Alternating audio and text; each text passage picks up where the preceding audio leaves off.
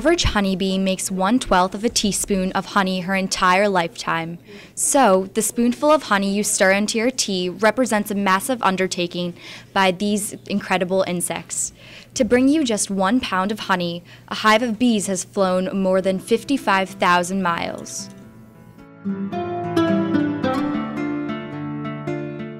Most people can admit that when honeybees are mentioned, the first things that come to mind are honey and getting stung. However, these insects have a much bigger job than giving us a natural sweetener or scaring us away from our pools during the summer. Many of our nation's crops depend on European honeybees to be pollinated. Native pollinators are no longer able to keep up with the mass production of crops that are grown in fields made up of hundreds of acres. Besides this, many of the crops that we depend on, like apples and almonds, are non-native and can only be pollinated by honeybees. Therefore, our food supply depends on the work of these insects. Of course, honeybees do more than just pollinate crops for farmers. They are becoming increasingly important to our ecosystems as many of our native pollinators are becoming endangered due to habitat loss and pesticides. Many ecosystems are dependent on the pollination provided by honeybees. Over the last number of decades, maybe over the last century or so, as our food production system has gone away from small, relatively diverse farms, typically family farms, and toward larger monoculture crops, it's become extremely important to be able to move large quantities of pollinators to the crops. Again, many of these crops, such as a lot of the vegetable crops and fruit crops, we all like having these around. We really enjoy eating our fruit and vegetables, but without having honeybees, we couldn't follow our current model in terms of agricultural production. Well, bees do sting, and so that has made some people nervous. Generally speaking, though, honeybees are very docile creatures. They only sting to defend typically their colony, or I suppose you could say they defend their species if you injure them. We've seen in our beekeeping organizations a huge upsurge in the number of people interested in keeping bees. And people have a variety of reasons for wanting to keep bees, whether it's because they want to make sure that bees continue in the future as a species, or because they have grown weary of modern agricultural methods and want to have their own gardens and know where their food comes from.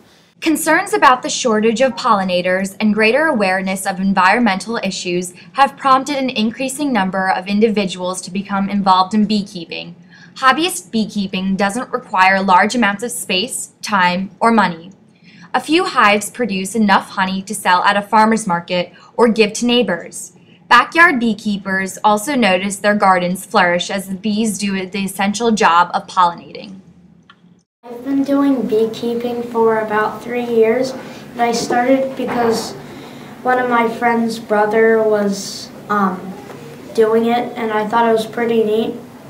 My name is Vincent Loyal. I live in Bluebell, and I've been keeping bees since 1966, so 40 plus years.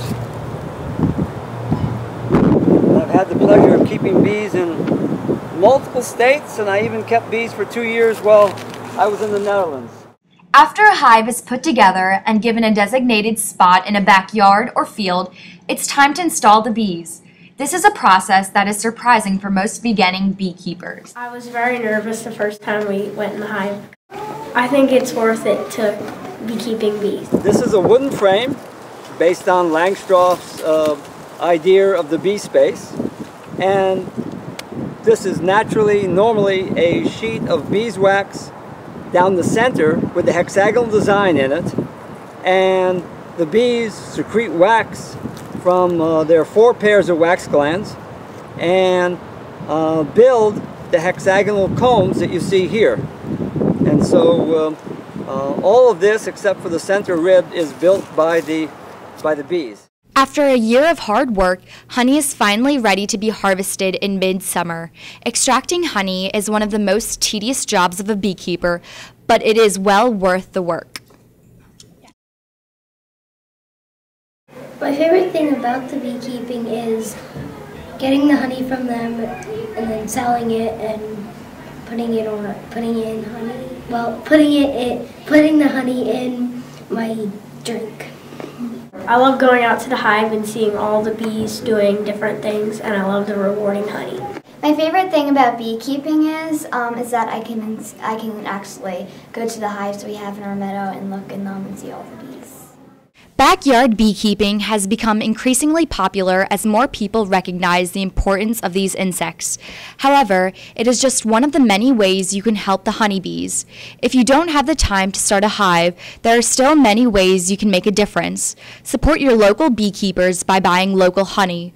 Do not use pesticides on your lawns, as these are extremely harmful to bees and other pollinators. Support research on CCD and plant bee-friendly flowers.